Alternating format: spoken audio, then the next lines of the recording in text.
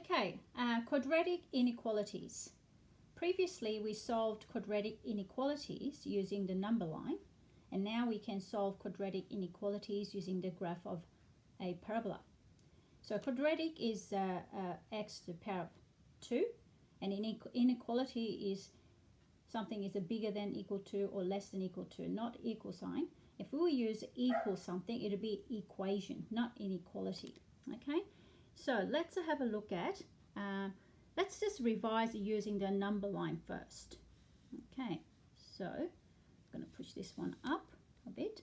So using the number line, example solve, which means find the x values. Now with inequalities, you are not going to get x equals certain values. It'll be more like a set of x values. Okay, so 2x over x minus 2 is bigger than or equal to 1. Now your instinct probably will say times by x minus 2 on both sides. Now you need to stop thinking like that, because okay, before we do that, you must remember x cannot be 2 because we cannot divide by 0. So maybe perhaps you just write it somewhere before you can solve it and highlight it if you could, so that you will remember it. So what we have to do here, I'm going to push this one up so you can see it a bit better. So we must keep this inequality sign as it is. So if I times by x minus 2 on both sides, what if that x minus 2 is negative? If I times by or divide by negative number, the inequality sign will change. This is not what we want, because you cannot change the original question. So what we can guarantee we're going to have a positive value, which is not going to affect the sign, is a square number. Okay, so we're going to times by square number, which is x minus 2 all squared. This way we can get rid of the fraction and it's not going to affect the inequality sign. So if I'm just timesing it all together, it would be, I times it and I'll go cancel this, cancel that, and I'll get 2x brackets x minus 2. On the right hand side, it'll be just x minus 2 all together. Now, things you have to remember is do not expand this, okay, or this, because it gets a little bit more complicated if you expand. So I'm not going to expand. So what I'm going to do instead, I'm going to factorize it. So I'm going to move my right hand side to the left, and then I'm going to factorize it. I can see x minus 2 as my common factor, so I'm going to put it on the front, and I'm left with 2x and left one of these, so x minus 2. Now be careful with the negative here. So what will happen now is be 2x minus x plus 2. Okay, so remember that. And I will get x minus 2 and then x plus 2, which is the difference of two squares, isn't it really? So I'll just write it down. Okay, like that. So here I can say x-intercepts are, which is when y equals 0, x equals 2 and minus 2, but x cannot be 2. Remember the little condition we had? When you have a fraction, fractional algebra, you must remember that you cannot divide by 0. So x cannot be 2. Okay, so what that really means on a number line, it'll be like this.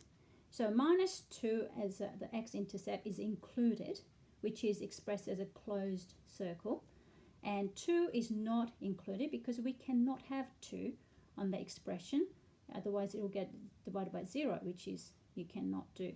So that means 2 is not included if we use open circle. So let's have a look at how do we find the x values on this. So I sort of separated, draw the dotted lines on the passing through the x-intercepts. Now there's 3 sections with 2 points divided. So it's area 1, area 2, area 3. Okay, region 1, region 2, region 3. Now what I'm going to do is I'm going to test each area to make sure it is which area will satisfy, and then I'm going to collect the set of x values which satisfies. Area 1, I'm going to pick, to test it, I'm going to pick a point, which I picked -3. Area 2, I picked 0. Area 3, I picked 3. Now, I'm going to substitute these points into the inequality which we got. Okay, so if you keep looking, I'll get that at the end. Same thing, I will get this. If I put x equals 3, I'll get that. Now, as you can see, that is true. 5 is bigger than or equal to 0, but -4 is not bigger than or equal to 0, so that's not it. But 5 is bigger than or equal to 0. So only the areas, that first area and the third area of the x values, will satisfy the inequality. So how do we simplify that? Will be something like this. So it's either way on the top one. I think some people do it this way, some people do it this way, as long as you indicate that these are the intersections on the line. Okay, so because it was all of this area, third area and the first area, the middle area didn't satisfy, so we don't have to worry about that part. Just to write it in a symbol, so this part we call it x is less than or equal to -2, or this part is x is bigger than 2. Remember, 2 is not included, so we can't put equal underneath.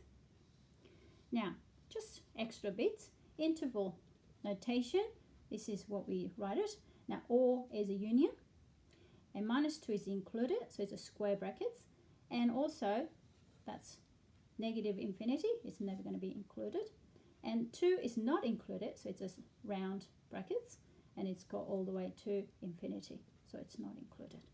Okay, so let's have a look at now using the graph of parabola. It's a lot easier now. We don't have to actually test so much like what we did it on the number line. So I'm going to do the same, look at the same example, and that's just what we got. Okay, so let's just before we jump into sketching parabola, let's observe something what we can find. So this is definitely quadratic, which is parabola, and which is concave up because the coefficient of x squared is positive, and the x-intercept when y equals 0 is a 2 and -2, but of course the 2 is not included, and y-intercept is 4, -4 when x equals 0. Okay, so if I sketch that, let's have a look. Now, this is what formally you probably use the two x-axis, x-axis and y-axis, but you can make it simpler without using y-axis. Okay, so you do that x-axis only, and then you just put the indicate the x-intercept. -2 is included and 2 is not included. Now you have to look at this. Above x-axis is a bigger than equal to 0, the y value, because here is a positive y value and that's a negative y values. Yeah, so positive and negative y values. So you just remember that, and you know that we can rewrite these factors into y because that's what it is. So we got y is bigger than equal to 0, so which means it's above section. Okay, so bigger. So what's happening here with the parabola, it'll be like this. Above, only x values included is this side and that side. Okay, so we can indicate that x is less than equal to -2. This is all this part, and x is bigger than 2, or this part. Now we can rewrite this as that, and also the interval notation. Now let's do another question quickly. So example 2. Okay, now this time is not in a fraction form, so which is a lot easier for us. So but we're still going to use the graph of parabola. Okay, so let's have a look. Now with this, I'm going to rearrange this into order of the power. So I'm going to put -x squared plus 4x is bigger than 0. Now I'm going to take the negative out and make it into x squared minus 4x. So I'm taking negative 1, for example, as my common factor. And then I just times by minus 1. Now when I did that, the inequality sign changes. So remember that. Okay. And then I'm going to factorize it.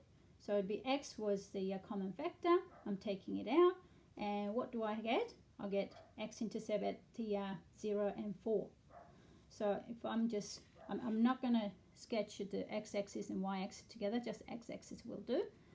So both of them is open circle because it's just less than 0, not less than or equal to. So remember that. And also on the top here, it's less than 0. So y is less than 0. So it'll be the bottom section. Okay. On the bottom section, all I've got is all this part. Okay. X value is all that part. And that's what I've got. Okay. So please remember to not to put equal signs in it because it's open.